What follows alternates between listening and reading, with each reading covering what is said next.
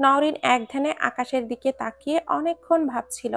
বাবার কথা, আয়াজের আচরণ, তার নিজের ভবিষ্যৎ, সবকিছু মনের মধ্যে ঘুরপাক খাচ্ছিল। কিন্তু চিন্তা করতে করতে ক্লান্ত হয়ে গেল সে। ধীরে ধীরে বিছানায় গিয়ে শুয়ে পড়ল। চোখ বন্ধ করতেই আয়াজের সেই অপ্রত্যাশিত কথা মনে পড়ে গেল। খুব শীঘ্রই আমার প্রেমের সাগরে তোমায় ভাসিয়ে নিয়ে যাব, তবে ভাববার বিষয়, তুমি সহ্য করতে পারবে তো? নওরিন চোখ বন্ধ করেও যেন আয়াজের সেই বাঁকা হাসিটা দেখতে পেল। রাগে, লজ্জায় আর অভিমানে সে পাশ ফিরল। নওরিন ভাবল, সে কেন এতটা অনুভব করছে আয়াজকে? ঘৃণা করার কথা ছিল, কিন্তু কেন তার বলা প্রতিটা কথা মনে ঝড় তোলে? এত দুশ্চিন্তার ভারে ক্লান্ত শরীর বেশিক্ষণ জেগে থাকতে পারল না। ধীরে ধীরে তার নিঃশ্বাস গভীর হয়ে এলো। সে ঘুমিয়ে পড়ল। অন্যদিকে আয়াজ নিজের ঘরে বসে নওরিনের ছবি হাতে নিয়ে বসেছিল। এক দৃষ্টিতে তাকিয়েছিল সেই ছবির দিকে, যেখানে নওরিনের বয়স মাত্র 15। তুমি এখনো আগের মতোই রয়ে গেছো নওরিন, একদম আমার ছোট্ট পুতুলটার মতো। আয়াজ তার ফোনের ছবির ওপর আলতো করে হাত বুলিয়ে দিল। তারপর ফোনটা পাশে রেখে চোখ বন্ধ করলো। আজকের দিনের ঘটনাগুলো তার মাথায় ঘুরছিল, কিন্তু কিছুক্ষণের মধ্যেই ক্লান্তি তাকে গ্রাস করলো। নওরিন আর আয়াজ দুজনেই আলাদা জায়গায়, আলাদা পরিস্থিতিতে, কিন্তু একে অপরের কথা ভেবে ঘুমিয়ে পড়ল। তবে তারা দুজন দুই জায়গায় থাকলেও মন যেন এক অদৃশ্য সুতোয় বাঁধা ছিল তার। আর সেই সুতো খুব শীঘ্রই শক্তভাবে জড়িয়ে ধরবে নওরিনকে, যে চাইলেও আর পালাতে পারবে না। ঢাকা মেডিকেল কলেজের সকালের দৃশ্য একটু ভিন্ন। সূর্য ওঠার সাথে সাথে পুরো ক্যাম্পাসে এক ধরনের প্রাণবন্ততা ছড়িয়ে পড়ে।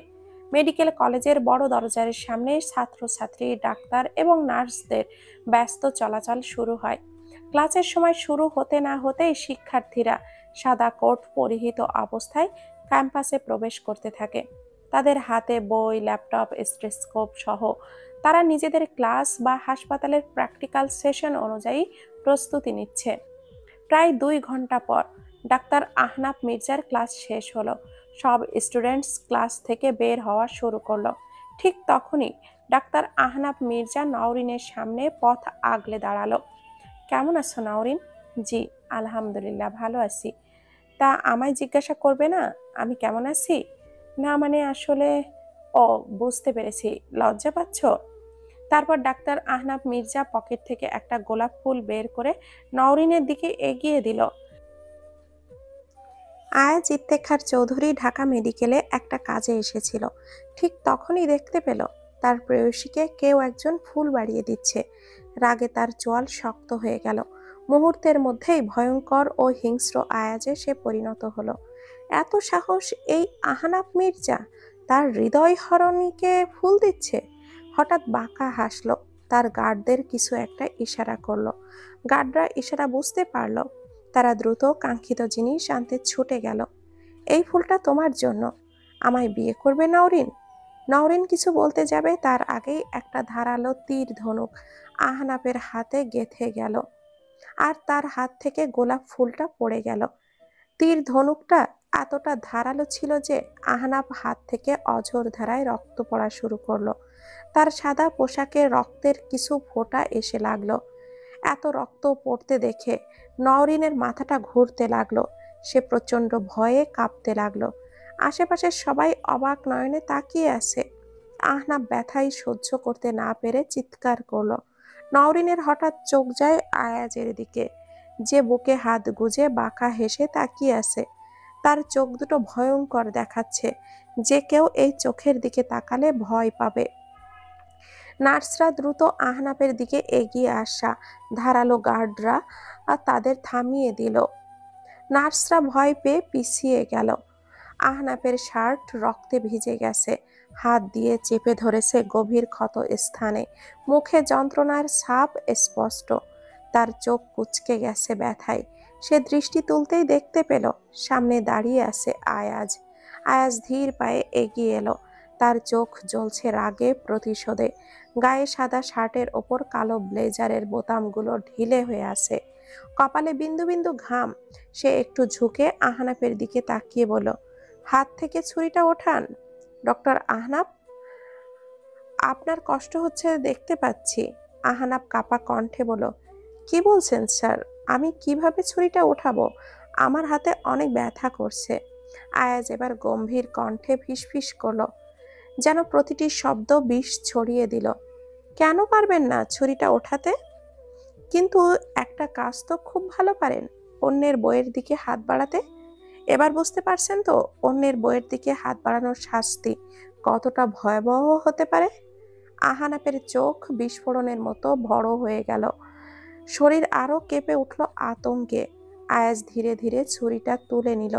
রক্ত ঝরে পড়ল মেঝেতে। তার চোখে ছিল ভয়ঙ্কর তীব্রতা। আয়াজ ঠোঁটের কোণে এক মৃদু হাসি ফুটিয়ে বলল, এটা তো কেবল শুরু ডক্টর আহনাব। আপনি আমার কলিজার দিকে হাত বাড়িয়েছেন, আপনার শাস্তি আরো ভয়াবহ হবে। জাস্ট ওয়েট করুন। এইদিকে ঢাকা মেডিকেলের করিডোরে যেন এক মুহূর্তে ঝড় বয়ে গেল। চারপাশ নিস্তব্ধ, বাতাসে একটা অদৃশ্য ভয় ছড়িয়ে আছে। সবাই থমথমে মুখে দাঁড়িয়ে আছে, কেউ সাহস করে কথা বলার সুযোগ পাচ্ছে না। আহনাফ হতবাক হয়ে দাঁড়িয়ে আছে, তার শরীরে হালকা কাঁপুনি। সে বুঝতে পারছে না কি ঘটছে। মানে, কি বলছেন স্যার? আপনার কোথাও ভুল হচ্ছে।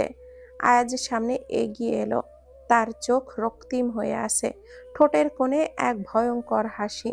তার সেই হাসির শব্দে যেন পুরো ঢাকা মেডিকেল সবাইয়ের একবার কেঁপে উঠল। আয়াজ হাসতে হাসতে বলল, ভুল? ভুল জিনিসটা আমার ডিকশনারিতে নেই। এই স্বরাষ্ট্রমন্ত্রী আয়াজ ইফতেখার চৌধুরী কখনো ভুল করে না। শেষের কথাটা সে এতটা জোরে চিৎকার করে বলল যে পুরো করিডোর মুহূর্তের জন্য স্তব্ধ হয়ে গেল। আশেপাশে দাঁড়িয়ে থাকা সবাই দম আটকে অপেক্ষা করতে লাগলো। এরপর কি হতে যাচ্ছে? আহনাফ হতভম্ব, তার মনে একরাশ প্রশ্ন জমে উঠল, কিন্তু মুখ দিয়ে কিছুই বের হচ্ছে না। সে কিছু বলতে যাবে, ঠিক তখনই আয়াজ নওরিনের দিকে এক কঠিন দৃষ্টিতে তাকিয়ে বলল, আপনি জানেন ডক্টর আহনাফ মির্জা, আপনি কাকে বিয়ের প্রস্তাব দিয়েছেন? তারপর এক বাঁকা হাসি দিয়ে গার্ডদের দিকে ইশারা করলো। মুহূর্তের মধ্যে একজন গার্ড একটা আইডি কার্ড নিয়ে এলো। ধীর পায়ে আয়াজ এগিয়ে এলো নওরিনের দিকে। তার গভীর চোখ যেন নওরিনের চোখের ভেতর প্রবেশ করে সবকিছু বুঝে নিচ্ছে। নওরিন ধুক ধুক করা হৃদয় নিয়ে পেছনে সরতে চাইল, কিন্তু পারল না। হঠাৎ আয়াজ এক ঝটকায় নওরিনের কোমর জড়িয়ে ধরে কাছে টেনে নিল। আশেপাশের সবাই বিস্ময়ে তাকিয়ে থাকলো। তারপর সে ধীরে ধীরে আইডি কার্ডটা নওরিনের গলায় পরিয়ে দিল। নওরিন হতভম্ব। আয়াজ চোখে তীক্ষ্ণ দৃষ্টি এনে বলল, এইবার এই আইডি কার্ডটা তোমার গলায় পারফেক্ট মানিয়েছে। আইডি কার্ডে শুধু তোমার নাম কেন থাকবে, আমার নামটাও না হয় জুড়ে যাক। তারপর ঠোঁটের কোণে এক রহস্যময়ী হাসি এনে ফিসফিস করে বলল, যতই হোক তুমি 3বার কবুল বলে বিয়ে করেছো আমায়, তাই সরি মিসেস চৌধুরী, কেমন লাগলো আমার প্রথম উপহার? নওরিনের মাথাটা ঘুরে উঠল, চারপাশের সবকিছু ঝাপসা দেখতে লাগলো। আর আয়াজ, তার চোখে এক ধরনের বিশ্বজয়ের দ্যুতি, যেন সে যা চেয়েছে তা ঠিক সেভাবেই পেয়েছে। ঢাকা মেডিকেলের নার্স থেকে শুরু করে ডাক্তাররা অবাক হয়ে তাকিয়ে রইল। কেউ নড়ছে না, কেউ কোনো কথাও বলছে না।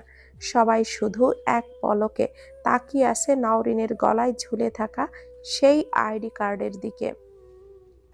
গা ছমছম করা নীরবতার মধ্যে কার্ডের লেখাগুলো যেন আরো স্পষ্ট হয়ে ফুটে উঠল, স্বরাষ্ট্রমন্ত্রী আয়াজ ইফতেখার চৌধুরীর বিবি জান। কেউ যেন বিশ্বাস করতেই পারছে না। চারপাশের ডাক্তার নার্সদের মুখ ফ্যাকাশে হয়ে গেছে, চোখে মুখে বিস্ময়ের ছাপ। এই মেয়েটা তো সাধারণ এক মেডিকেল স্টুডেন্ট ছিল, তাহলে সে কিভাবে দেশের সবচেয়ে ক্ষমতাধর ব্যক্তির স্ত্রী হলো? সীমা দাঁড়িয়ে আছে স্থির দৃষ্টিতে তাকিয়ে নওরিনের দিকে। তার ছোটবেলার ক্রাশ, সেই রহস্যময় অসম্ভব আকর্ষণীয় আয়াজ ইফতেখার, সে কিনা তার সবচেয়ে প্রিয় বান্ধবীর স্বামী। সীমার চোখে জল টলমল করে উঠল।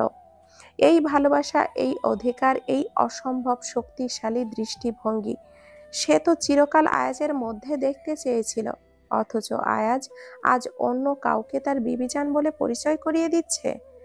সীমার গাল বেয়ে দুফোঁটা অশ্রু গড়িয়ে পড়ল। আর নওরিন, সে হতভম্ব হয়ে দাঁড়িয়ে আছে, নিজের গলার সেই আইডি কার্ডের দিকে তাকিয়ে। আয়াজের শক্ত হাতের বাঁধন এখন আর কোমরের চারপাশে শক্ত রয়েছে। আয়াজ এবার গভীর কণ্ঠে ফিসফিস করে বলল, এইবার তো সবাই বুঝলো তুমি আমার কে। তার কণ্ঠে এক ধরনের ভরসা, এক ধরনের শক্তি, আবার একই সাথে এক ভয়ঙ্কর দাবি লুকিয়ে আছে, যেন সে নওরিনকে চিরদিনের জন্য নিজের করে নিয়েছে, আর কেউ তার তাকে নওরিনকে ছিনিয়ে নিতে পারবে না। নওরিনের পুরো শরীর রাগে কাঁপছে, কিন্তু আয়াজের ভয়ঙ্কর দৃষ্টির সামনে সে কিছুই বলতে পারছে না। একদম কাছে আসবেন না, আপনি খুব খারাপ মন্ত্রী সাহেব। আয়াজ নওরিনের হাতটা শক্ত করে ধরল। হ্যাঁ, আমি খারাপ, আর জঘন্য খারাপ হতেও চাই, সেটা শুধু তোমার জন্য।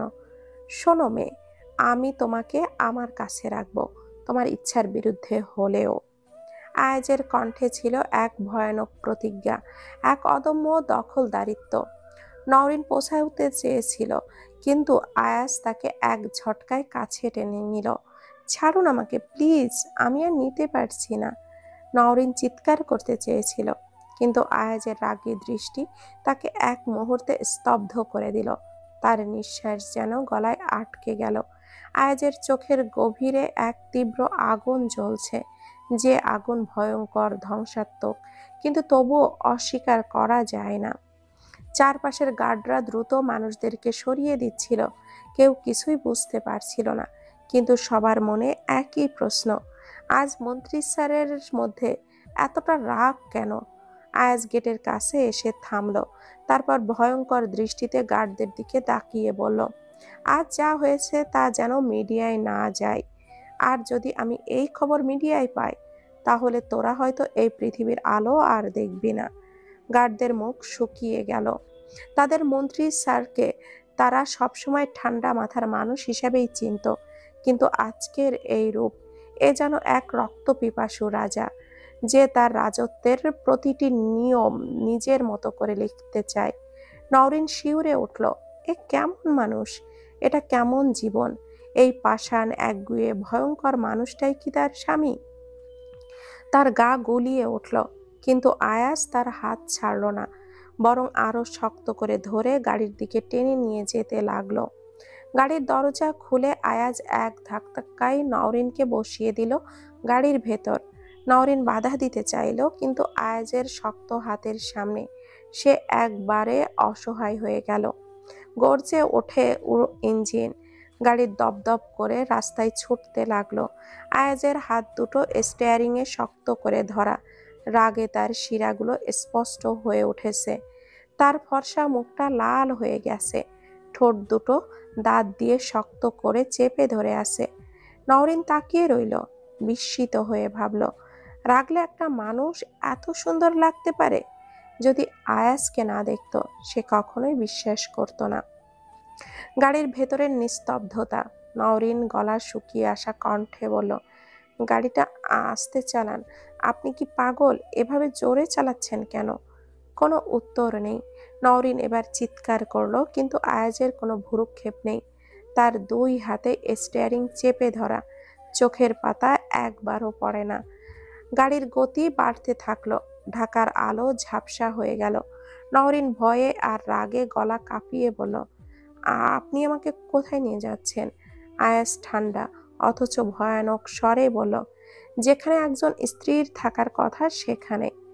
আমি আপনার স্ত্রী নই, বলেই নওরিন রাগে ফেটে পড়ল। আয়াজের ঠোঁটে এক অদ্ভুত বাঁকা হাসি খেলে গেল, তার চোখে আগুন জ্বলছিল, যেন কেউ তার জিনিস কেড়ে নিতে চাইছে, আর সে তা কোনো মতেই দিবে না। 3 বার কবুল বলেছে, এখন আবার স্ত্রী মানতে চাও না? নওরিন হতভম্ব হয়ে গেল। এই মানুষটা কি সত্যি আয়াজ, যে সবসময় শান্ত থাকতো? প্রতিটা নিউজে বলা হতো স্বরাষ্ট্রমন্ত্রী আয়াজ ইফতেখার চৌধুরী শান্ত প্রকৃতির মানুষ, তাহলে আজ এমন হিংস্র আচরণ কেন? নাকি আমি কখনোই আয়াজকে চিনতে পারিনি?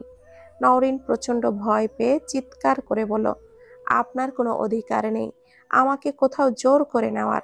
গাড়ি থামান, না হলে কিন্তু আমি গাড়ি থেকে লাফ দিব। এইবার আয়াজ ব্রেক কষল। গাড়ির এক ঝটকায় নওরিনের সামনে ঝুঁকে পড়ল, কিন্তু আয়াজ এক ঝটকায় তার হাতটা ধরে ফেলল। নওরিন আয়াজের চোখে চোখ রাখল, আর এক মুহূর্তের জন্য গভীর নীল দুটো চোখে হারিয়ে গেল। তোর কি মনে আছে আমি কে? আমি আয়াজ ইফতেখার চৌধুরী। আমার জিনিস কেউ কেড়ে নিতে পারে না, বুঝলি? তুইও না। নওরিন চোখের জল আটকে রাখার চেষ্টা করলো, কিন্তু পারল না। আয়াজ ওর দিকেই তাকিয়ে রইল, তারপর গভীর গলায় বলল, তোকে আমি এত সহজে ছাড়বো না নওরিন। তুই শুধু আমার, শুধুই আমার। তারপর আবার গাড়ি স্টার্ট দিল, এক নতুন অধ্যায়ের দিকে, যেখানে শুধু আয়াজের দখল, আয়াজের অধিকার। গাড়ির গর্জন থেমে গেল। কালো গ্লাসের বিলাসবহুল গাড়িটি এসে থামল বিশাল এক ডুপ্লেক্স বাড়ির সামনে। সন্ধ্যার বাতাসে বাড়ির চারপাশের উঁচু প্রাচীর যেন আরো রহস্যময় লাগছিল। দরজার ওপারে ঝুলে থাকা চাঁদের আলোয় সোনালি নাম ফলক ঝিকিমিকি করছিল, ইফতেখার ম্যানশন। নওরিনের বুকটা ধক করে উঠল। গাড়ির দরজা খুলে গেল। আয়াজ কোনো কথা না বলেই বেরিয়ে এলো। তার শক্ত চোয়াল আর তীক্ষ্ণ দৃষ্টি দেখে মনে হচ্ছিল আজ সে দুনিয়াকে উপেক্ষা করতে পারে, কিন্তু নওরিনকে নয়।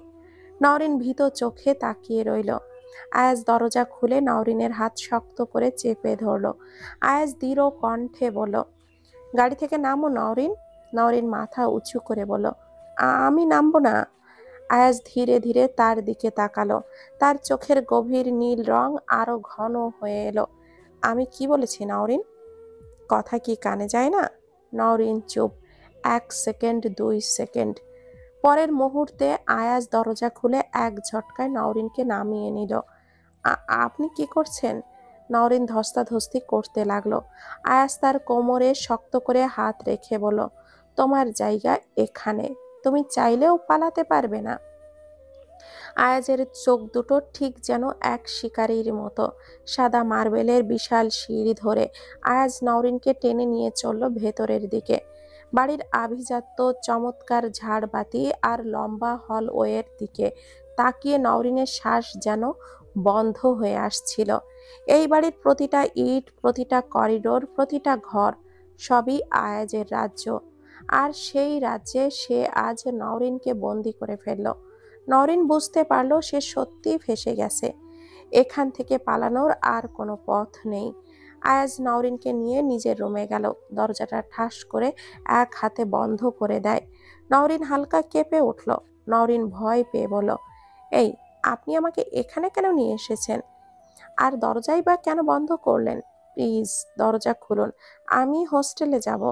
আয়াজ ঠান্ডা চোখে নওরিনের দিকে তাকালো। তার চোখের গভীরে অদ্ভুত এক কঠোরতা। সে একটাও শব্দ না করে নিজের হাতের কোটটা খুলতে লাগলো। নওরিনের নিঃশ্বাস বন্ধ হয়ে এলো, কিন্তু আয়াজ একবারও তার কথার জবাব দিল না। বিরক্তির সুরে চোখ ঘুরিয়ে শুধু বলল, অনেক কথা বলে ফেলেছ নওরিন, এখন একটু চুপ করো। বলেই সে সোজা ওয়াশরুমের দিকে পা বাড়ালো। দরজা ঠেলে ভেতরে ঢুকে পড়ল, যেন নওরিনের কোনো অস্তিত্বই নেই। নওরিন হতভম্ব হয়ে দাঁড়িয়ে রইল। ঘরের চারপাশে তাকিয়ে দেখল এটা আয়াজের ব্যক্তিগত রুম। বিশাল এক রাজকীয় কক্ষ, দেওয়ালে দামি চিত্রকর্ম, কাঠের বুক সেলফে সাজানো বই, আর এক পাশে একটা বড় জানালা যেখান দিয়ে পুরো শহর দেখা যায়। সে দ্রুত দরজার দিকে ছুটল, কিন্তু দরজাটা বাইরে থেকে লক করা। তার বুকের ভেতর ধপধপ করতে লাগলো। সে কি সত্যি এই ঘরে বন্দি হয়ে গেল? আয়াজ ধীর পায়ে ওয়াশরুম থেকে বের হলো। গাঢ় নীল শার্টের বোতাম দুটো খোলা, চুল থেকে টপ টপ করে পানি পড়ছে তার ভেজা চুল। গভীর চোখের দৃষ্টি আর তীক্ষ্ণ চেহারায় শীতল অভিব্যক্তি, সব মিলিয়ে তাকে অবিশ্বাস্যভাবে আকর্ষণীয় লাগছিল। নওরিন হালকা ঢোক গেল, চোখ সরিয়ে নিতে চাইল, কিন্তু পারল না। একটা মানুষ এতটা সুন্দর কিভাবে হতে পারে? মনে হচ্ছে আয়াজ কোনো প্রিন্স। আয়াজের চোখের কোণ দিয়ে নওরিনের দিকে তাকিয়ে থাকার বিষয়টা লক্ষ্য করলো। ঠোঁটের কোণে এক চিলতে রহস্যময় হাসি ফুটে উঠল। আয়াজ এক ধাপ সামনে এগিয়ে বলল, কি হলো? হঠাৎ চুপ হয়ে গেলে কেন? নওরিন দ্রুত চোখ সরিয়ে নিয়ে বলল, কই কিছু না।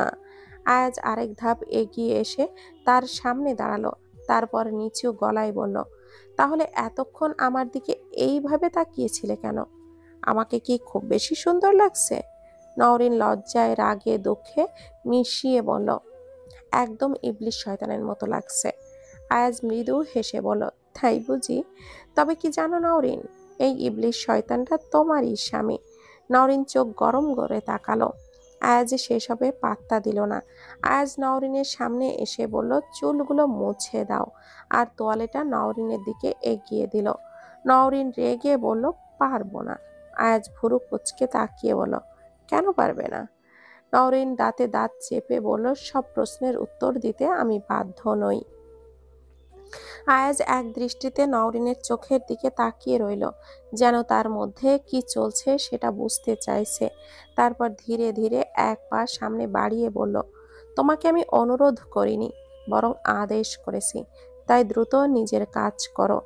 নওরিন ঠোঁট কামড়ে নিজের জায়গায় দাঁড়িয়ে রইল, চোখে স্পষ্ট বিরক্তি।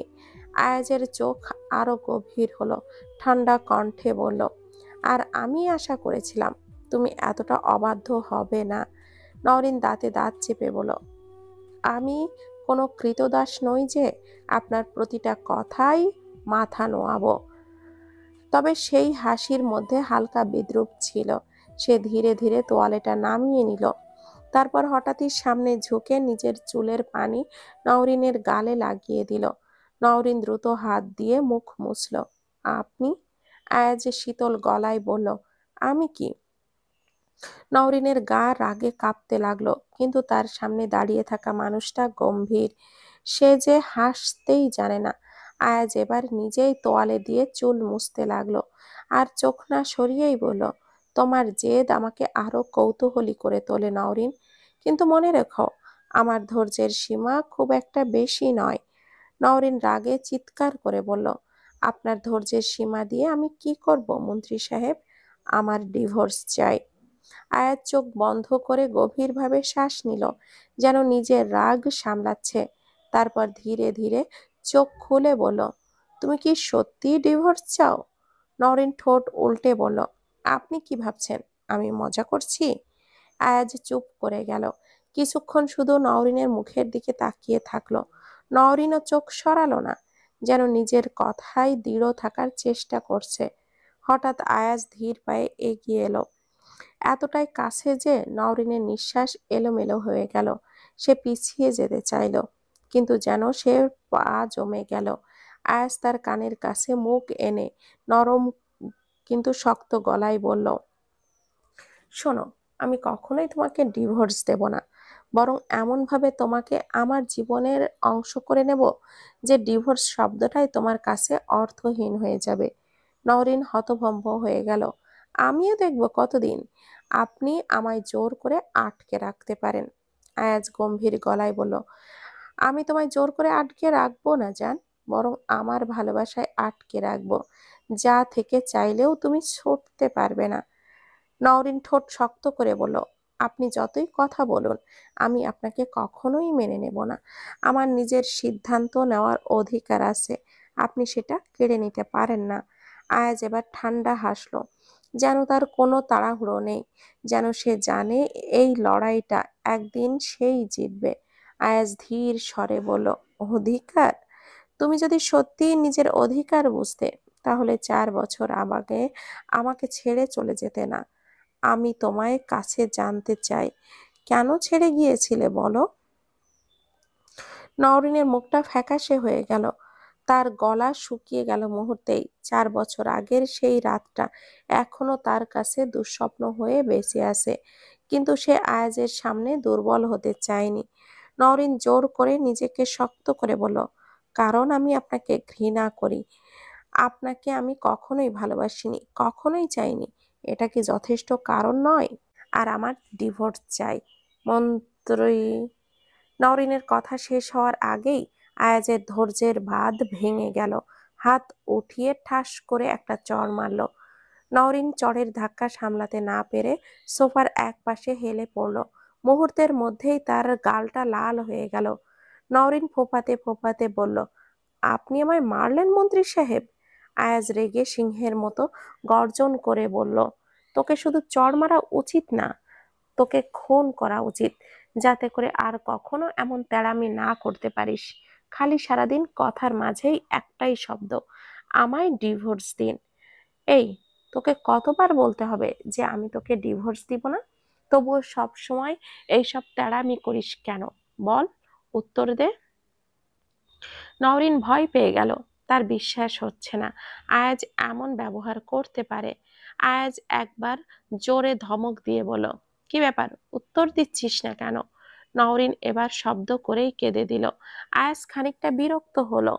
এমন ফ্যাস ফ্যাস কান্না আমার সামনে আর কখনো করবি না। এইসব ন্যাকামি আমার পছন্দ না। নওরিন মুখে হাত চেপে কাঁদতে লাগলো। আয়াজ কিছুটা শান্ত হলো প্রেয়সীর কান্না দেখে।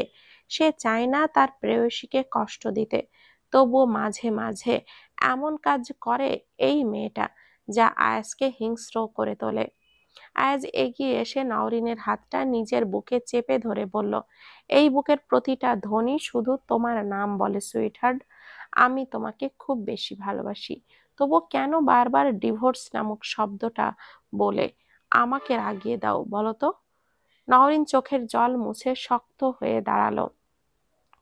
আপনার ভালোবাসা কি শুধু জোর করে নিজের কাছে বন্দি করে রাখা, আমাকে আঘাত করা?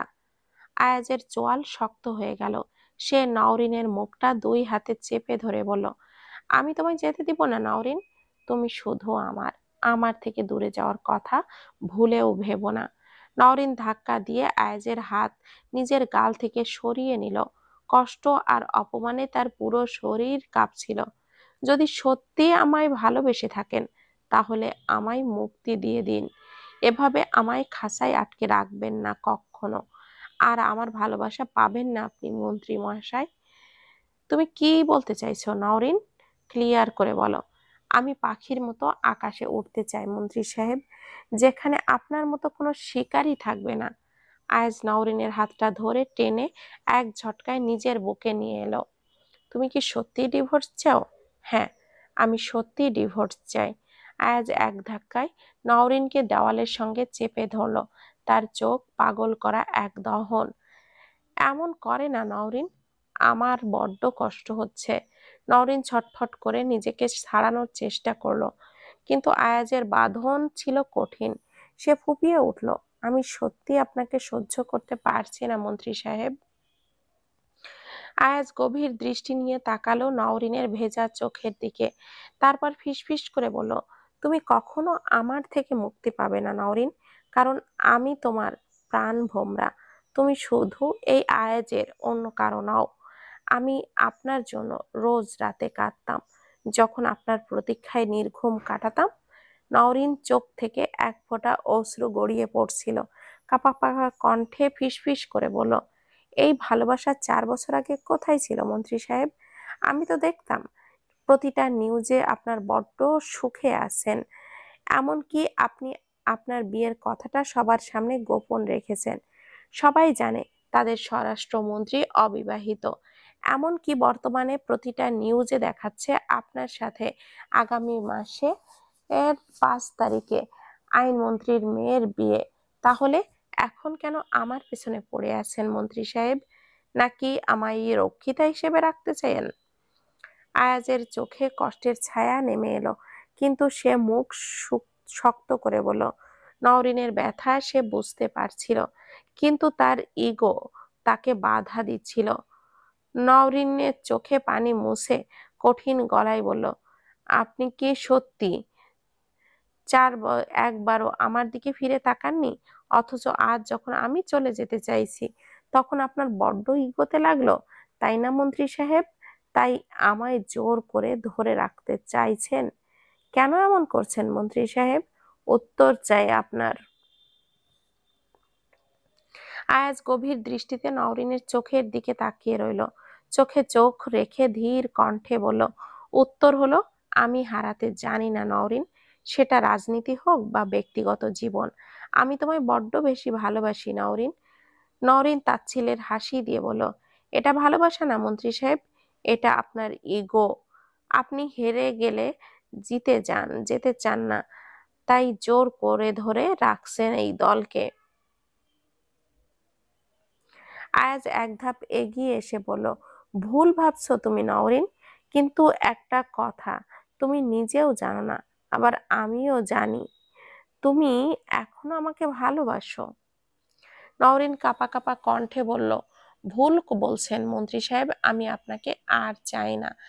আয়াজের ঠোঁটের কোণে হালকা হাসি এনে বলল, সময় বলে দেবে কে ঠিক আর কে ভুল। তবে একটা কথা সত্যি করে বলো তো, ডাক্তার আহনাফ মির্জা কেন তোমায় বিয়ের প্রস্তাব দিয়েছিল? বলেই নওরিনকে টেনে বিছানায় বসালো আর নিজের নওরিনের সামনে একটা চেয়ার টেনে বসলো।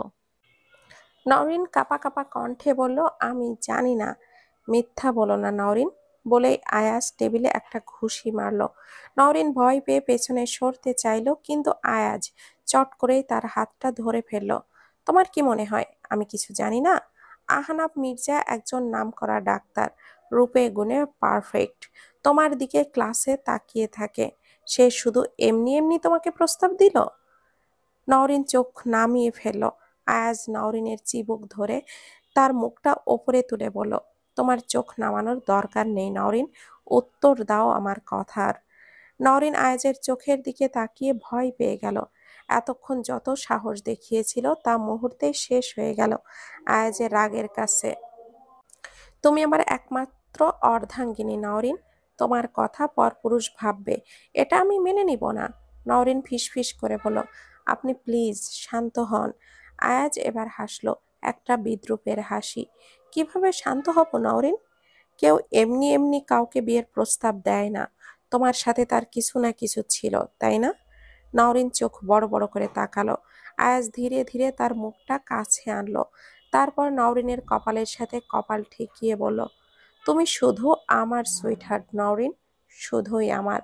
নওরিনের শ্বাস বন্ধ হয়ে গেল। সে জোরে জোরে শ্বাস নিতে লাগলো। আয়াজ তা দেখে মুচকি হাসলো।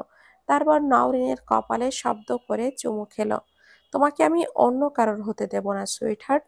যতক্ষণ আমার শরীরে প্রাণ আছে ততক্ষণ কেবলই তুমি আমার। নওরিন চোখ বন্ধ করে ফেলল। তার হৃদস্পন্দন যেন এক মুহূর্তের জন্য থেমে গেল। তখনই আয়াজের ফোনটা বেজে উঠল। গার্ডের কণ্ঠ শোনা গেল, স্যার, আপনার মিটিং আছে প্রধানমন্ত্রীর সাথে। আয়াজ ফোনটা কেটে দিল। আজ প্রধানমন্ত্রীর সাথে তার মিটিং করা বড্ড বেশি জরুরি। এখন আমায় যেতে হবে নওরিন, কিন্তু মনে রেখো আমাদের আলোচনা এখনো শেষ নয়। ফিরে এসে তোমার সাথে আরো আলোচনা হবে। নওরিন এক দৃষ্টিতে আয়াজের দিকে তাকিয়ে রইল। সাদা শার্ট আর কালো ব্লেজারে আয়াজকে দারুণ লাগছিল। আয়াজের সুঠাম শরীরের সঙ্গে পোশাকটা এমনভাবে মানিয়েছে যেন এটি শুধুমাত্র তার জন্যই তৈরি করা হয়েছে। হাতে একটা কালো ঘড়ি, যা তার ফর্সা হাতটাকে আরো সুন্দর করে তুলেছে। একদম পারফেক্ট স্বরাষ্ট্রমন্ত্রী লাগছে। তার প্রতিটি পদক্ষেপে যেন একটা দৃঢ়তা, একটা ক্ষমতার আভাস। দরজার কাছে গিয়ে থেমে গেল। তারপর একবার পেছনে ফিরে তাকিয়ে বলল, নওরিন, পালানোর চেষ্টা ভুলেও করো না, তাহলে ফল তোমার জন্য ভালো হবে না। আমি যা চাই সেটা আমি পাই। এই বিয়েটা শুধু কাগজে কলমে না, বাস্তবেও তোমাকে আমার হতে হবে। আমি ফিরে আসছি, ততক্ষণ পর্যন্ত ভালো মেয়ে হয়ে থেকো। তারপর দরজা ঠেলে বেরিয়ে গেল। আর মুহূর্তের মধ্যেই তার কালো গাড়িটি ডুপ্লেক্স বাড়ির গেট পেরিয়ে রাস্তায় মিলিয়ে গেল। আয়াজের গাড়িটা দূরে মিলিয়ে যেতেই নওরিন ফুঁপিয়ে কেঁদে উঠল। দৌড়ে গিয়ে দরজা ধাক্কাতে লাগলো, কিন্তু দরজা বাহির থেকে তালা দেওয়া। নওরিন হেঁচকি তুলে কাঁদতে কাঁদতে বলল, এভাবে বন্দি করে রাখতে চান আপনি আমায়? কিন্তু মন্ত্রী সাহেব, আপনি একটা কথা ভুলে গেছেন। খাঁচার আটকে রাখা পাখিরা কখনোই সত্যিকারের আপন হয় না। আয়াজ কালো স্যুট ঠিক করে কনফারেন্স হলে প্রবেশ করলো। টেবিলের চারপাশে মন্ত্রী, উপদেষ্টা এবং ভোক্তা অধিকার সংস্থার কর্মকর্তারা বসে আছেন। প্রধানমন্ত্রীর উপস্থিতিতে সভা শুরু হলো। প্রধানমন্ত্রী সংক্ষিপ্ত ভূমিকা দিয়ে বললেন, বর্তমান দ্রব্যমূল্যের ঊর্ধ্বগতি নিয়ন্ত্রণে আমাদের আরো কার্যকর পদক্ষেপ নিতে হবে। জনগণের দুর্ভোগ কমানোর জন্য কি কি ব্যবস্থা নেওয়া যায় সেই বিষয়ে মতামত দিন। আয়াজ ঠান্ডা গলায় বলল, ভোক্তা অধিকার সংরক্ষণ শুধু আইন দিয়ে সম্ভব নয়, মাঠ পর্যায়ে আরো কঠোর তদারকি দরকার। ব্যবসায়ীরা কৃত্রিম সংকট তৈরি করে বাজারকে অস্থির করছে। ভোক্তা অধিদপ্তরের তদারকি টিম আরো শক্তিশালী করতে হবে। আমি প্রস্তাব দিচ্ছি প্রতিটি বিভাগে অতিরিক্ত লোক নিয়োগ করা হোক এবং বাজার মনিটরিং এর টিম পাঠানো হোক।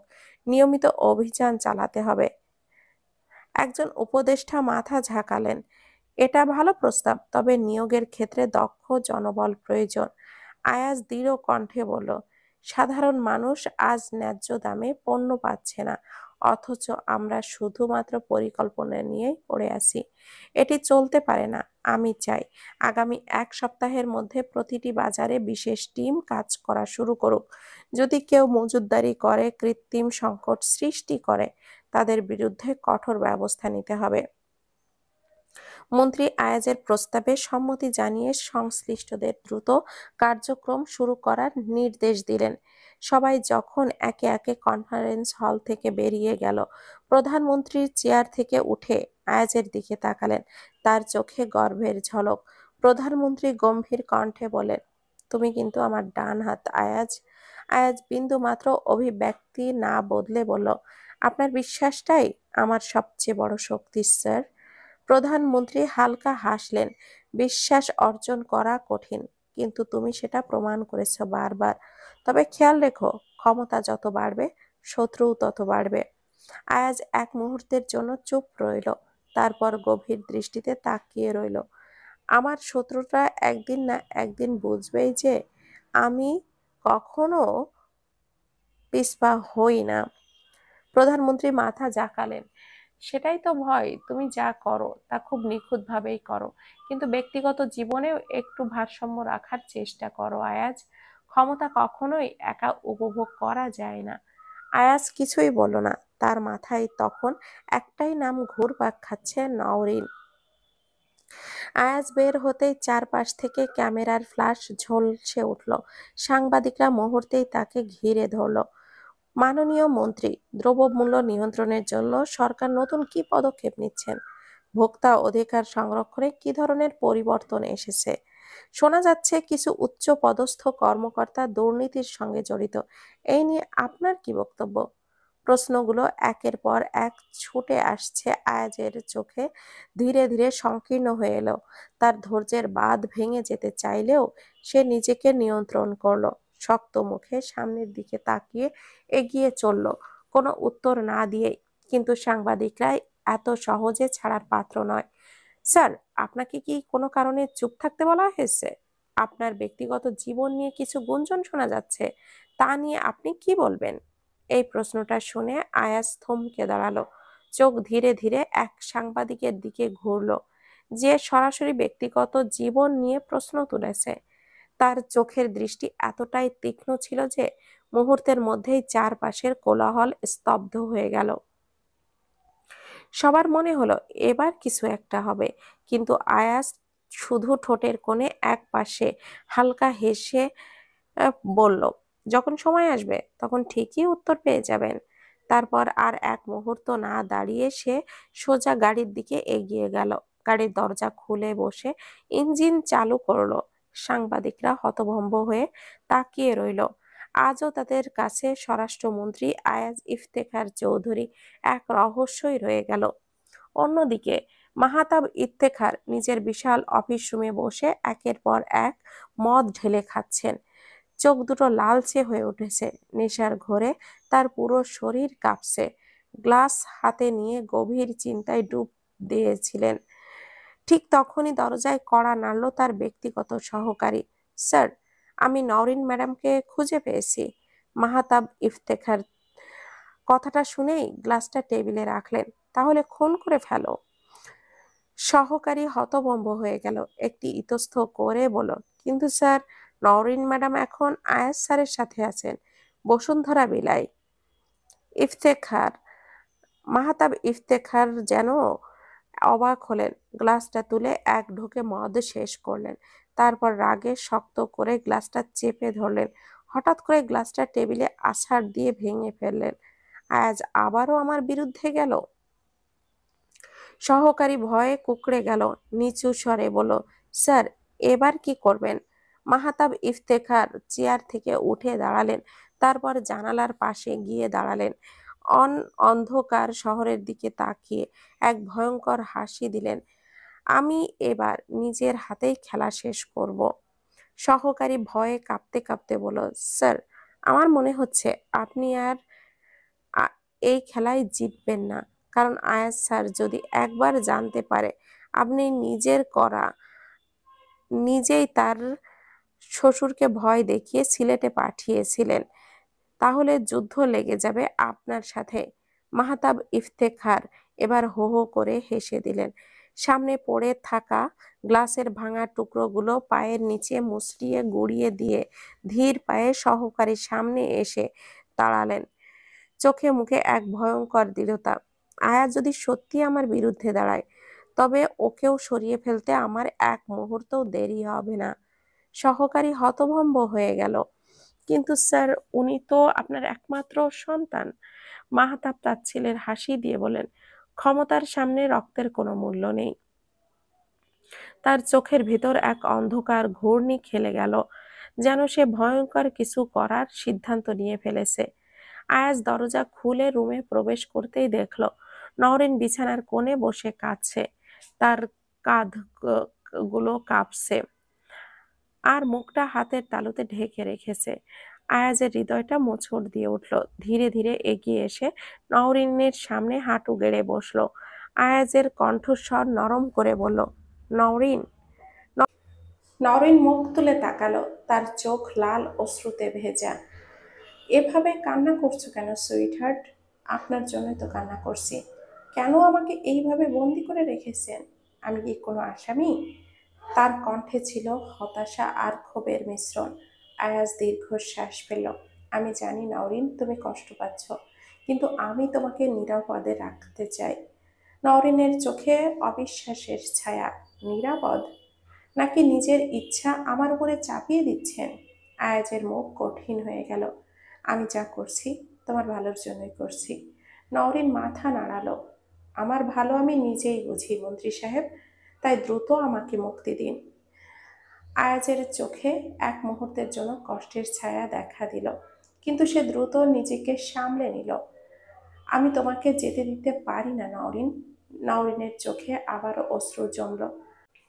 তাহলে আপনি আমাকে সত্যি ভালোবাসেন না মন্ত্রী সাহেব? আয়াজ চুপ করে রইল। তার মনের ভেতর এক অদ্ভুত দ্বন্দ্ব চলছিল। নওরিনের চোখে আবারও অশ্রু জমল। তাহলে আপনি আমাকে সত্যি ভালোবাসেন না? বিশ্বাস করুন। আয়াজ চুপ করে রইল। তার মনের ভেতর এক অদ্ভুত দ্বন্দ্ব চলছিল। হঠাৎ নওরিনের কান্না ভেজা চোখ দেখে তার হৃদস্পন্দন বেড়ে গেল।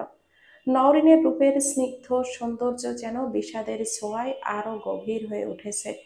তার পরনে একটি হালকা গোলাপি রঙের থ্রি পিস, যার ওড়নাটি আলতোভাবে মাথার উপরে ঘোমটা দেওয়ার মতো করে পড়ে আছে। গাঢ় পান্না সবুজ সালোয়ার কামিজের কারুকাজ সূক্ষ্ম এমব্রয়ডারিতে ফুটে উঠেছে, তা তার ব্যক্তিত্বের সঙ্গে দারুণ মানিয়ে গেছে। তার লম্বা ঢেউ খেলানো চুলগুলো খোলা, কয়েকটা অসতর্কভাবে কপালের পাশে নেমে এসেছে। চোখের কোণে জমে থাকা অশ্রু চুলগুলোকে আরো উজ্জ্বল করে তুলেছে। তার ঘন কালো চোখের পাতা বারবার কাঁপছে, যেন ভেতরের আবেগ লুকাতে পারছে না। নরম গোলাপি ঠোঁট অল্প ফাঁক হয়ে আছে, যেন কিছু বলতে চায়, কিন্তু শব্দগুলো গলার কোথাও আটকে গেছে। নওরিনের মুখে কোনো সাজ নেই, তবু তার সৌন্দর্য কোনো কৃত্রিমতার মুখোপেক্ষী নয়। বিষণ্ণতার ছায়া তাকে আরো রহস্যময় করে তুলেছে, যেন এই মুহূর্তে সে এক দুঃখী রাজকন্যা, যার দুঃখ দেখেও আয়াজ চোখ ফিরিয়ে নিতে পারছে না। হঠাৎ আয়াজ নওরিনের দিকে ধীর পায়ে এগিয়ে আসতে লাগলো। নওরিন কার পায়ের আওয়াজ শুনে ওপরে তাকালো, দেখলো আয়াজ মাতাল চাহনি দিয়ে তার দিকেই তাকিয়ে আসছে। নওরিন হালকা ঢোক গিলে পেছাতে লাগলো। এই, আপনি এগিয়ে আসছেন কেন? আয়াজ কোনো কথা বলল না। কারণ সে তো তার প্রেয়সীকে দেখতে ব্যস্ত।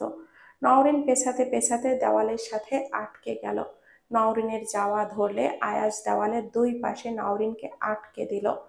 নওরিন অবাক নয়নে আয়াজের দিকে তাকিয়ে আছে, আর আয়াজ নওরিনের মুখের দিকে মুগ্ধ দৃষ্টিতে তাকিয়ে আছে, যেন প্রেয়সী রূপের মাঝে ডুবতে চায়। হঠাৎ নওরিন গালে কারো ঠোঁটের স্পর্শ পেয়ে কেঁপে উঠল, থরথর করে কাঁপতে লাগলো।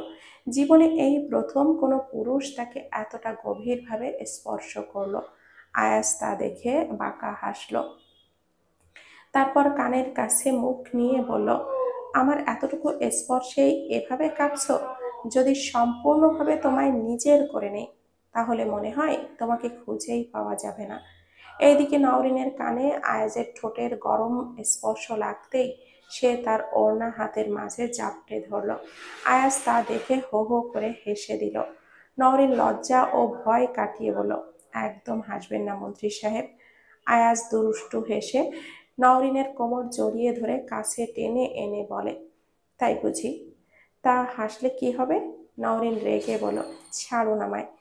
এসব বাজে কাজ করতে আমায় এখানে এনেছেন, তাই না? আয়াস ঠোঁটের কোণে রহস্যময় হাসি এনে বলল, না বউ, এসব বাজে কাজ আমি তোমার অনুমতি নিয়েই করব। আমি কোনো কাপুরুষ নই যে তোমার অনুমতি ছাড়া তোমার ওপর ঝাঁপিয়ে পড়ব। আর সব থেকে বড় কথা, তুমি আমার বউ, তোমাকে আমার সাথেই সারা জীবন থাকতে হবে। তাহলে এত তাড়াহুড়ো কেন করব? আস্তে আস্তেই না হয় একদিন বাচ্চার বাবা হব। অবাক নয়নে আয়েজের দিকে তাকালো। আয়েজ তা দেখে নওরিনের চোখে চুমু খেলো, তারপর বলল, চলো খেতে যাবে, অনেকক্ষণ হয়েছে খাওনি। নওরিন চিৎকার করে বলল সে খাবে না। আয়াজ কানে আঙ্গুল দিয়ে বলল, কানটা আমার শেষ হয়ে গেল, এই অল্প বয়সেই আমাকে কালা করতে চাও নাকি? ঢং দেখলে বাঁচি না। ওনার নাকি অল্প বয়স, আমার থেকে 11 বছরের বড়। আর দেখো, ভাব দেখাচ্ছে মনে হচ্ছে বাচ্চা। যত সব ইবলিশ শয়তান আমার কপালেই জুটল। এইসব নওরিন মনে মনে বলল, কারণ আয়াজের সামনে এইসব বলার সাহস তার নেই। আয়াজ ভুরু কুচকে বলল, কি হলো সুইটহার্ট, এত বিড়বিড় করছো? নিশ্চয়ই আমাকে গালি দিচ্ছ। নওরিন আমতা আমতা করে বলল, কি কি কি বলছেন আপনি? এই, তুমি তোতলা নাকি? শেষমেশ একটা তোতলা মেয়ে নাকি আমার বউ? হে আল্লাহ, এই দুঃখ আমি কোথায় রাখবো? এই, আপনি চুপ করবেন? রাগে ঠোঁট কাঁপতে কাঁপতে কথাটা বলেই নওরিন রুম থেকে সোজা বেরিয়ে আসলো।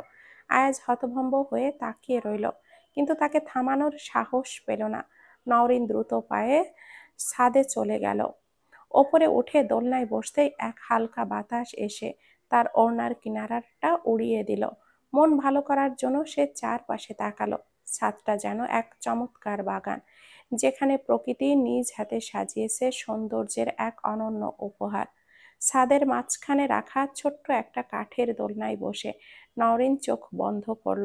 দোলনার ওপর ছাতার মতো ঝুঁকে থাকা বেগেনভিলিয়ার লালচে ফুলগুলো যেন তার মাথার ওপর ছায়া ফেলছে। হালকা বাতাস তার চুল খেলা করছে, কিন্তু তার ভেতর ঝড় কিছুতেই থামছে না। নওরিন গভীর শ্বাস নিল। চারপাশের প্রকৃতি, এই নীরবতা যেন একটু একটু করে তার বিষণ্ণ মনটাকে প্রশান্ত করছে। না, কোনোভাবেই আমাকে আয়াজের সাথে সম্পর্ক ঠিক করলে চলবে না। সামনে নির্বাচন, কোনোভাবেই শত্রুর ছেলের সাথে ভাব জমালে চলবে না। আর কালকে তো ইলহামের ফেরার কথা। আর যদি ও জানে আমি আয়াজের সাথে আছি, তাহলে ব্যাপারটাই কতটা ভয়ঙ্কর হবে। না, আর ভাবতে পারছি না। যে করেই হোক আমায় এখান থেকে পালিয়ে সিলেটে চলে যেতে হবে, সেটা ইলহাম ফেরার আগেই। বলেই নওরিন দীর্ঘশ্বাস ফেলল। হঠাৎ তার পাশে আয়াসকে বসতে দেখে খানিকটা দূরে সরে গেল। আয়াস কোমর জড়িয়ে ধরে আর গভীরভাবে কাছে টানলো। নওরিন ছোটার জন্য অস্থির হয়ে গেল। আয়াজ নওরিনের মাথাটা নিজের বুকে চেপে ধরে বলল, সুইটহার্ট, আমার চোখের দিকে তাকাও। আর তুমি এত অস্থির হচ্ছ কেন বলো তো? আমি কি পরপুরুষ? নওরিন কিছু না বলে নিচের দিকে তাকিয়ে রইল। হাতের আঙ্গুলগুলো একটার পর একটা মুঠোর ভেতর পেঁচিয়ে ধরল। মনে হচ্ছিল যদি সে আয়াজের চোখের দিকে তাকায়, তাহলে হয়তো তার সব লুকানো অনুভূতি ধরা পড়ে যাবে। আয়াজ তার দিকে গভীর দৃষ্টিতে তাকিয়ে রইল, তারপর গম্ভীর কণ্ঠে বলল, সুইটহার্ট, একটা কথা তুমি কি জানো? মানুষ তখনই অপর মানুষটার সাথে কথা বলতে পারে না যখন সে কিছু লুকায়। তুমি কিছু লুকাচ্ছ? নওরিন চমকে তাকায়, বিস্ময়ে তার চোখ বড় বড় হয়ে গেল। আয়াস কিভাবে বুঝলো? আমি তো কিছুই বলিনি, এমনকি কোনো অস্বাভাবিক আচরণও করিনি। তবু আয়াস ঠিকই ধরে ফেলেছে যে আমি কিছু একটা লুকাচ্ছি। সত্যি স্বরাষ্ট্রমন্ত্রী আয়াজ ইফতেখার চৌধুরীর চোখ ফাঁকি দেওয়া এত সহজ না। এই সত্যটা নওরিন আজ আরো একবার টের পেল। আয়াজ ধীরে ধীরে নওরিনকে আরো কাছে টেনে নিল, কপালে শব্দ করে চুমু খেয়ে বলল, নওরিন, আমি তোমাকে যেদিন থেকে চিনেছি সেই দিন থেকেই জানি তুমি কখনো মিথ্যা বলো না।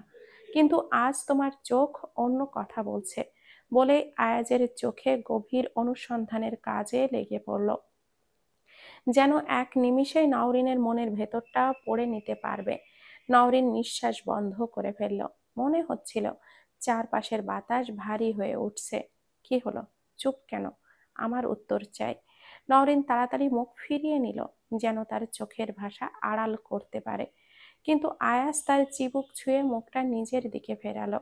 আমার চোখের দিকে তাকাও, আয়াজ নরম গলায় বলল, অথচ তার কণ্ঠে এক অদৃশ্য শাসন ছিল।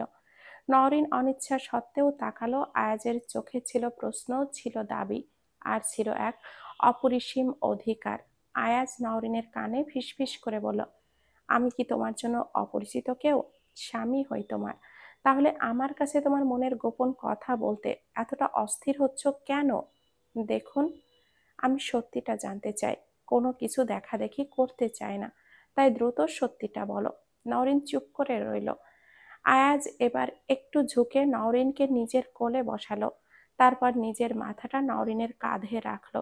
সে কানের কাছে ফিসফিস করে বলল, সুইটহার্ট, তোমার নীরবতা আমাকে ভয় পাইয়ে দিচ্ছে। প্লিজ কিছু বলো। আমি আমি জানি না কিভাবে বলবো, আর সবকিছুর উত্তরও হয় না।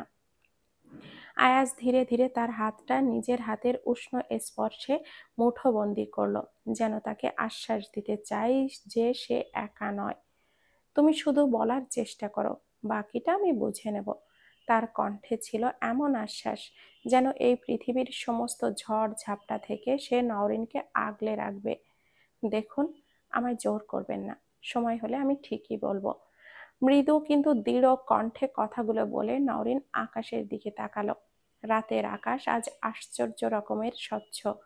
নীলচে কালো গাঢ় আধারের মাঝে এক টুকরো উজ্জ্বল চাঁদ ঝলমল করছে, যেন নরম রূপালী আলোয় ছড়িয়ে সমস্ত পৃথিবীকে মোহময় করে তুলেছে। চাঁদের চারপাশে সাদা মেঘের হালকা আবরণ, যা দেখতে যেন এক স্বচ্ছ ওড়নার মতো লাগছে। নওরিন নিঃশ্বাস নিল। মনে হলো চাঁদটা আজ তার মনের কথা বোঝে। তার আবছা আলোয় ঢাকা পড়ছে পৃথিবীর সমস্ত ব্যথা, সমস্ত না বলা অনুভূতি। আয়াজ এক দৃষ্টিতে নওরিনের দিকে তাকিয়ে রইল। নওরিনের মুখের ওপর চাঁদের আলো পড়ে তাকে আরো কোমল আর রহস্যময় করে তুলেছে। আয়াজের শান্ত কণ্ঠে বলল, তুমি জানো নওরিন, চাঁদ অনেক সময় আলো দেয়, কিন্তু তার নিজস্ব গাঢ় অন্ধকার কেউ দেখতে পায় না। তুমি কি তেমন কিছু লুকিয়ে রাখছো? নওরিন চুপ রইল, শুধু চাঁদের দিকেই তাকিয়ে রইল নিঃশব্দে। হঠাৎ আয়াজ নওরিনের কোলে শুয়ে পড়ল। নওরিনের কোমর শক্ত করে জড়িয়ে ধরল, যেন নওরিন পালাতে না পারে। আয়াজের শ্বাস প্রশ্বাস নওরিন নিজের শরীরে গভীরভাবে অনুভব করছে। সে কাঁপা কাঁপা হাতে আয়াজের মাথা সরাতে চাইল। আয়াজ চোখ বন্ধ করে কিছুটা কঠোর স্বরে বলল, সুইটহার্ট, একটু শান্তিতে তোমার কোলে মাথা রেখে ঘুমাতে দাও তো। আমি আজ বড্ড ক্লান্ত, তাই আমার গভীর ঘুমের প্রয়োজন। বলে নওরিনের হাতের তালুতে একটা হালকা করে চুমু খেলো। তবে এই চুমুটা ছিল আদরের মতো, কিন্তু সেই মৃদু স্পর্শে নওরিনের মন আরো বিভ্রান্ত হয়ে পড়ল। আয়াজের গভীর নিঃশ্বাসের আওয়াজ আর তার মৃদু চুমু যেন সবকিছু বদলে দিয়েছে। এই চুমুই যেন আয়াজের শান্তিপূর্ণ দৃষ্টি আর অবোধ অন্তরের কথা বলছিল। নজরিন কিছু বলতে চেয়েও কিছু বলতে পারল না। তার চোখের কোণে এক অদ্ভুত দ্বন্দ্ব ছিল। কিছু বলার প্রয়োজন ছিল, কিন্তু সে ভাবল হয়তো এই মুহূর্তটা একটু শান্তি ও প্রশান্তির প্রাপ্য। চারপাশের বাতাস থেকে একটা নাশিদ ভেসে এলো, প্রেমের সুরে গাওয়া একটি মিষ্টি নাশিদ। প্রেমে ভরা এই জগৎ, তুমি আমার আশ্রয়, অন্তরের গহীনে মেঘ, তুমি আমার রোশনি, প্রেমের সোতায়। গভীর রাত, শীতের ঠান্ডা বাতাস বারবার নওরিনের গায়ে লাগছে, আর প্রতিবারই তার শরীরের কম্পন ধীরিয়ে দিচ্ছে। নওরিনের ওড়নাটা বারবার উড়ে যাচ্ছে বাতাসের সাথে তাল মিলিয়ে। ওড়নাটা ধরতে চেয়েও ধরতে পারছে না, কারণ আয়াজ তার দুই হাতে বুকের ওপর শক্ত করে ঘুমিয়ে আছে। আয়াজ ঘুমের মাঝে নড়ে চড়ে উঠে নওরিনের কোমর আরো শক্ত করে জড়িয়ে ধরল। নওরিন হালকা কেঁপে উঠল। নওরিন চাঁদের আলোতে আয়াজের ঘুমন্ত মুখের দিকে তাকালো। কি অপূর্ব সুন্দর লাগছে এই লোকটাকে! কতটা শান্ত হয়ে ঘুমাচ্ছে লোকটা! ফর্সা মুখটায় না আছে কোনো রাগ আর না আছে কোনো হিংসা। গোলাপি ঠোঁট দুটো হালকা নড়ছে, মনে হচ্ছে কোনো পরিকল্পনায় সে ব্যস্ত। কে বলবে এই লোকটাই জেগে থাকলে হিংস্র হয়ে ওঠে? কতটা পসেসিভ হয়ে ওঠে নওরিনের জন্য! কতটা শান্ত ছিল আয়াজ, হঠাৎ করে কেন এতটা হিংস্র হয়ে উঠেছে? এই বিষয়গুলো বড্ড ভাবাচ্ছে নওরিনকে। নওরিনের হঠাৎ চোখ যায় আয়াজের ঠোঁটের পাশে কালো তিলটার দিকে। গোলাপি ঠোঁটের পাশে কি সুন্দর না লাগছে কালো তিলটা! তার বুকের হৃদস্পন্দন বেড়ে গেল। সে দ্রুত চোখ সরিয়ে নিল। ঘুমান্ত অবস্থায় মানুষটাকে এতটা সুন্দর লাগতে পারে, তা আজ আয়াজকে না দেখলে নওরিন বিশ্বাসই করতো না। কি সুন্দর মায়া লেগে আছে মুখটায়! আচ্ছা, আমি কি সত্যি আয়াজকে ভালোবাসি? এইসব ভাবতেই নওরিন নড়ে চড়ে উঠল, নিজের হাত দুটো ছাড়ানোর জন্য ব্যস্ত হয়ে উঠল। এতেই আয়াজের গভীর ঘুমটা ভেঙে গেল। চোখ পিটপিট করে নওরিনের দিকে তাকালো। নওরিন এমন মুচড়ামুচড়ি করতে দেখে আয়াজ বিরক্ত কণ্ঠে বলল, এমন করছো কেন নওরিন? আমি তো ঘুমিয়েছিলাম, আর তোমার সেটাও সহ্য হলো না? এতটাই ব্যস্ত তুমি নওরিন? ওকে, তোমার শাস্তি হলো আজ সারা রাত তুমি আমার বুকে ঘুমাবে। কি বলছেন কি আপনি? হ্যাঁ, আমি কখনোই আপনার বুকে ঘুমাবো না। প্লিজ আমার হাত দুটো ছাড়ুন। আয়াজ শুনেও না শোনার ভান করে নওরিনের হাতে ডিপলি কিস করলো। এতে নওরিন রাগে ফোঁসফোঁস করতে লাগলো। আয়াজ উঠে দাঁড়িয়ে নওরিনকে কোলে তুলে নিল আর রুমের দিকে হাঁটা শুরু করলো। নওরিন রেগে চিৎকার করে বলল, এই, আমাকে নামান বলছি! আমাদের কিছুদিন পর ডিভোর্স হয়ে যাবে, আর আপনি তামাশা শুরু করেছেন! আয়াজ বাঁকা হেসে নওরিনের কোমর হালকা ছেড়ে দিল। নওরিন ভয় পেয়ে আয়াজের গলা জড়িয়ে ধরল। কি ব্যাপার, তুমি আমার গলা জড়িয়ে ধরেছো কেন? গলা ছাড়ো বলছি। দেখুন, আপনি কিন্তু বেশি করছেন। ওকে, আমি তো বেশি করছি, তাহলে ফেলে দেই। বলেই আয়াজ আবারও কোল থেকে ছেড়ে দেওয়ার ভান করলো। নওরিন এবার ভীতু গলায় বলল, প্লিজ আমায় ফেলে দিবেন না মন্ত্রী সাহেব। আমি এত তাড়াতাড়ি মরতে চাই না। আমার কত ইচ্ছা আমার একসাথে 4টা বেবি হবে। না না, 4টা না, 6টা বেবি হবে। আমি ওদের নিয়ে স্কুলে যাব, ওদের খাইয়ে দিব, আর অনেক কিছু করব। প্লিজ আমার বাচ্চাদেরকে এতিম করবেন না। আয়াজ থেমে নওরিনের মুখের দিকে হা করে তাকিয়ে রইল। তারপর কিছুক্ষণ পর মস্তিষ্কে কথাগুলো যেতেই আয়াজ হো হো করে হেসে দিল। নওরিন রেগে তাকিয়ে বলল, এই, এভাবে বোকার মতো হাসছেন কেন? নওরিন রেগে তাকিয়ে বলল, এই, এভাবে বোকার মতো হাসছেন কেন? আয়াজ সোজা রুমে এনে বিছানায় বসিয়ে দিল। তারপর নিজের কালো ব্লেজারটা খুলে ফ্লোরে ছুঁড়ে মারলো। শার্টের বোতাম খুলতে লাগলো। আয়াজের এমন কর্মকাণ্ড দেখে নওরিন ভয়ের চোটে বিছানা থেকে উঠে দাঁড়ালো। এই, আপনি এমন করছেন কেন? আর ভুলেও আমার কাছে আসবেন না বলে দিলাম, তাহলে কিন্তু খুন করে ফেলবো। আয়াজ এগিয়ে এসে নওরিনের কানের কাছে মুখ নিয়ে ফিসফিস করে বলল, কেন গো বউ, এত ভয় পাচ্ছ কেন? তোমার না 6টা বাচ্চা আনার জন্য প্রিপারেশন নিতে হবে না?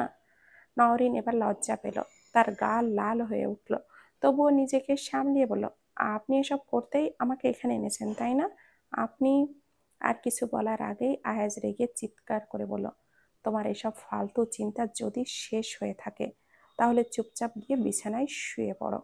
ডিস্টার্ব করো না আমায়। এমনিতেই নানান চিন্তায় আমি আছি। আর শোনো, তোমাকে স্পর্শ করতে তোমার অনুমতি নেওয়ার আমার প্রয়োজন নেই। ইচ্ছে করলেই তোমায় গভীরভাবে স্পর্শ করতে পারি, আর তুমি আমায় বাধা দিয়েও আমার সাথে পেরে উঠবে না। এতটুকু শক্তি স্বরাষ্ট্রমন্ত্রী আয়াজ ইফতেখার চৌধুরীর আছে। বুঝতে পেরেছ মেয়ে? আর একটা কথা কান খুলে শুনে রাখো, স্বামী হই আমি তোমার, তাই এসব আজে বাজে চিন্তা দূরে রাখো। নওরিন এবার ভয় পেয়ে গেল, চুপচাপ গিয়ে বিছানায় বসলো। আয়াজ ওয়াশরুম থেকে মুখ ধুয়ে এসে সোজা নওরিনের পাশে শুয়ে পড়ল। চোখের ওপর ডান হাত দিয়ে রেখেছে। নওরিন আস্তে আস্তে পাশ ফিরে তাকালো। কি ব্যাপার, বসে আছেন কেন? শুয়ে পড়ো। নওরিন বসে রইল। আয়াজ হ্যাঁচকা টানে নিজের বুকের উপরে ফেলল। নওরিন ছোটার জন্য ছটফট করছে। আয়াজ নওরিনের কপালে কিস করে এক প্রকার হুমকি দিয়েই বলল, আর একবার যদি মোচড়ামুচড়ি করতে দেখি তাহলে ডাইরেক্ট 4 বছর আগের বাসরটা সেরে ফেলবো। তাই চুপচাপ ঘুমাও। নওরিন আয়াজের মুখের দিকে তাকালো। তার ঠোঁটের কোণে যেন এক মন দুষ্টু হাসি দেখে নওরিনের হৃদয়টা কেঁপে উঠল। ঘুমাতে বলেছি না? আমার দিকে ড্যাব ড্যাব করে তাকাতে বলিনি। সো চোখ বন্ধ করো কুইক। নওরিন থতমত খেয়ে গেল, আস্তে আস্তে চোখ দুটো বন্ধ করলো। আয়াজ তা দেখে মুচকি হাসলো। সামনের নির্বাচন নিয়ে নানান চিন্তা করতে করতে ঘুমিয়ে পড়ল। নওরিনের বাবা ফোনটা হাতে নিয়ে চিন্তিত চোখে স্ক্রিনের দিকে তাকিয়ে রইল। নাম্বারটা চেনা, কিন্তু এত রাতে ফোন করার কারণটা তার কাছে ভালো ঠেকছিল না। তিনি আর এক মুহূর্ত দেরি না করে কলটা রিসিভ করলেন। ওপাশ থেকে গম্ভীর ঠান্ডা গলায় মাহাতাব ইফতেখার চৌধুরী বললেন, তোমার মেয়ে খুব বেয়াদব হয়ে গেছে বুঝলে। সে আমার আয়াজকে পথভ্রষ্ট করছে। আমি এটা কোনোভাবেই মেনে নিব না। নওরিনের বাবা ধীর গলায় বলেন, আপনি যা বলছেন তা ঠিক না। আমার মেয়ে কখনোই কারোর ক্ষতি করতে পারে না। ওপাশ থেকে গম্ভীর কড়াভাবে একটা গলা ভেসে এলো, শুনুন, আমি এত কথা বলতে পছন্দ করি না। আমার মেয়ে যদি আমার ছেলের জীবন নষ্ট করে, আপনার মেয়ে, তাহলে পরিণাম ভালো হবে না। নওরিনের বাবা একটু থমকে গেলেন। কণ্ঠস্বরে অস্বস্তি ফুটে উঠল। আপনি আমাকে হুমকি দিচ্ছেন? আয়াজের বাবা কঠিন স্বরে বলেন, হুমকি না, সতর্ক করছি। আমার পরিবারে ওর জায়গা নেই, আর কখনো হবেও না। যদি ও নিজে সরে না যায় তাহলে আমি এমন ব্যবস্থা নেব যে আপনি নিজেই ওকে সরাতে বাধ্য হবেন। নওরিনের বাবা রেগে বলল, আর কত আমার মেয়েকে দূরে রাখবো? গত 3 বছর ধরে আমিও আমার মেয়েকে লন্ডনে ছিলাম। এই তো 1 বছর হলো দেশে ফিরলাম, আর আপনি আবার শুরু করে দিলেন পুরানো শত্রুতা। মাহতাব ইফতেখার এবার রাগে গর্জে উঠল, এত সাহস তোমার? তুমি আমার মুখে মুখে তর্ক করছো? শুনে রাখো, তুমি যদি চুপচাপ নওরিনকে আয়াজের জীবন থেকে সরিয়ে না নাও তাহলে ফল ভালো হবে না। ভুলে যেও না আমার ক্ষমতা কতটা। দরকার হলে সিলেট থেকে তুলে এনে তোমাকে রাস্তার ভিখারি বানিয়ে দেব। তখন বুঝবে আমার কথা অবহেলা করার পরিণাম কতটা ভয়ঙ্কর। নওরিনের বাবার হাত কাঁপছিল। তিনি কিছু বলার আগেই ওপাশ থেকে কলটা কেটে দেওয়া হলো। ফোনটা কানে লাগানো অবস্থায় কিছুক্ষণ বসে রইলেন তিনি। বুকের ভেতর চিন্তার এক ঝড় বয়ে গেল। এবার কি করবেন তিনি? নওরিন কি জানে তার ভবিষ্যৎ নিয়ে এভাবে খেলা চলছে? পরেক্ষণেই জানালার পাশে গিয়ে ভাবলাম, ইলহাম তো কাল আসছে, আর ও যদি এইসব জানতে পারে তাহলে হয়তো আয়াজের সাথে যুদ্ধ লেগে যাবে। তিনি জানেন ইলহাম কতটা নওরিনকে ভালোবাসে। সকালবেলা নওরিন চুপচাপ ব্যাগটা কাঁধে ঝুলিয়ে দরজার কাছে এলো। পুরো বাড়ি এখনো ঘুমে ডুবে আছে। আয়াজ হয়তো তখনও ঘুমাচ্ছে, এটাই তার সুযোগ। তার হৃদয় দ্রুত লাফিয়ে উঠেছে, কিন্তু সে পিছু হটবে না। আয়াজের এই দম বন্ধ করা পৃথিবী থেকে বের হতেই হবে তাকে। ধীরে ধীরে দরজা খুলল, 1 পা 2 পা দরজা পার হয়ে গেল। একটা গভীর শ্বাস নিল, যেন নতুন মুক্তির স্বাদ পেল। কিন্তু ঠিক তখনই, কোথায় যাচ্ছ নওরিন? গা ছমছম কণ্ঠস্বরে পেছন থেকে ভেসে এলো। তার শির দ্বারা বেয়ে শীতল একটা স্রোত নেমে গেল। ধীরে ধীরে পেছনে তাকালো। আয়াজ দরজার ফ্রেমে ঠ্যাস দিয়ে দাঁড়িয়ে আছে। চোখে অদ্ভুত এক দৃষ্টি, যেন সে জানতো নওরিন পালানোর চেষ্টা করবে। এই ভোরবেলা কোথায় যাচ্ছ, হ্যাঁ? আয়াজ ধীর পায়ে এগিয়ে এলো। নওরিনের হাত শক্ত করে চেপে ধরল। নওরিন ততক্ষণে পুরোপুরি জমে গেছে, মুখে কথা জোগাচ্ছে না। বলছো না কেন কোথায় যাচ্ছ? আয়াজ এবার আরো কাছে এলো, মুখ একদম নওরিনের কানের কাছে এনে ফিসফিস করলো, তোমার কি মনে হয় তুমি পালিয়ে যেতে পারবে? নওরিন শ্বাস নিতে পারছে না। এ কোন ফাঁদে পড়লো সে? আয়াজ কোনো কথা না বলে নওরিনের হাত শক্ত করে ধরে টেনে এলেও ঘরের ভেতর। দরজা এক ঝটকায় বন্ধ করে দিল। আয়াজের গলা রাগে কাঁপতে কাঁপতে বলল, তুমি কি ভেবেছিলে আমি টের পাবো না? নওরিন আতঙ্কে পেছনে সরে গেল, কিন্তু আয়াজ এগিয়ে এলো। নওরিন প্রতিবাদ করে বলল, আমি আপনার দাসী নই যে আমাকে এভাবে জোর করে আটকে রাখবেন। আয়াজ তীক্ষ্ণ চোখে তাকিয়ে বলল, বউ হও তুমি আমার, তাই তোমাকে বন্দি করে রাখার অধিকার আমার আছে। তোমার কি আমাকে এতটাই বোকা মনে হয় যে আমি বুঝতেই পারবো না তুমি পালিয়ে যাচ্ছ? নওরিন আয়াজের হাত ছাড়িয়ে নিতে চাইল, কিন্তু আয়াজের শক্তি ছিল প্রবল। নওরিন রাগে ফুঁসতে ফুঁসতে বলল, আমার জীবন আমি নিজের মতো করে কাটাবো, আপনার কোনো অধিকার নেই আমার জীবন আর আমাকে আটকানোর।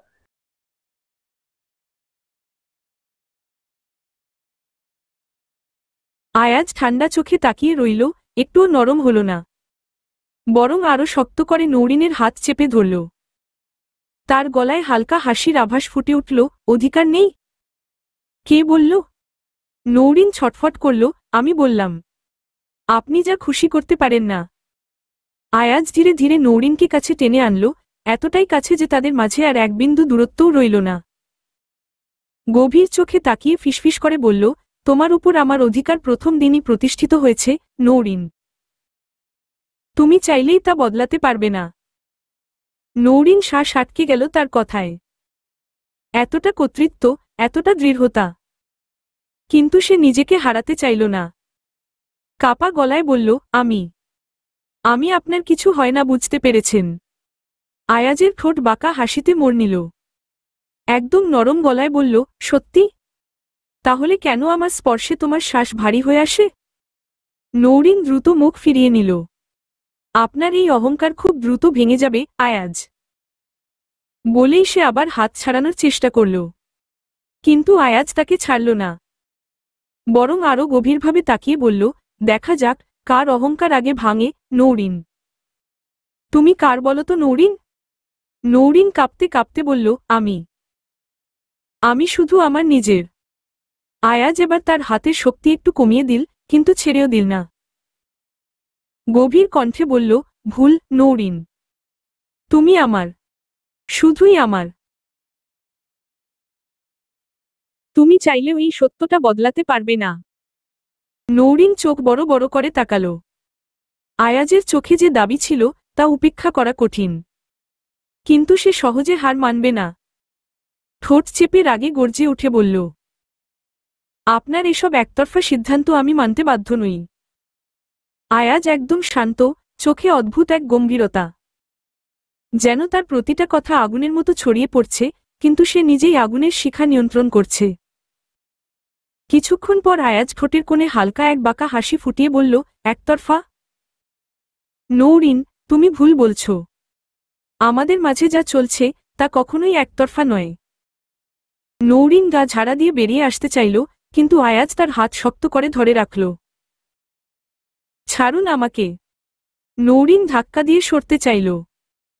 আয়াজ হালকা হাসল, সেই চিরচেনা বাঁকা হাসি যা নৌরিনকে অস্বস্তিতে ফেলে দেয়।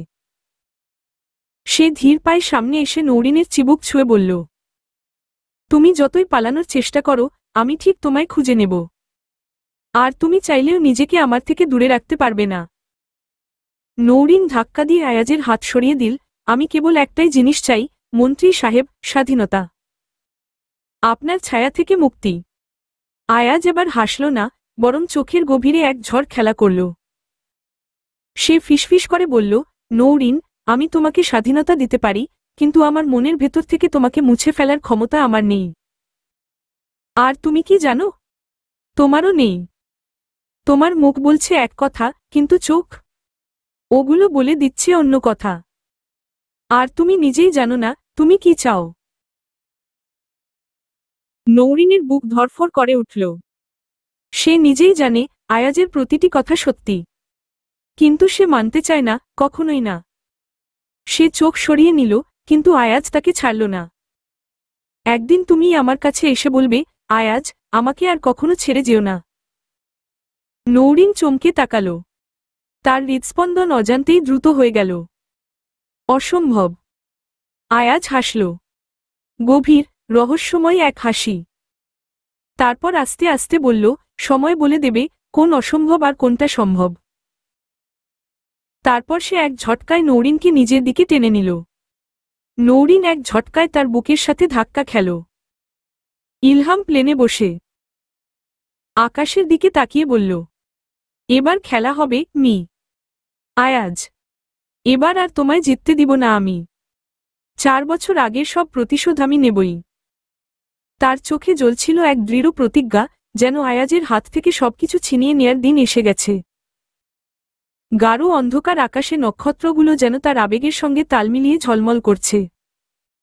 ইলহামের মুখে এক তীক্ষ্ণ হাসি ফুটে উঠল, এক নতুন অধ্যায় শুরু হতে যাচ্ছে। চলবে ইনশাআল্লাহ।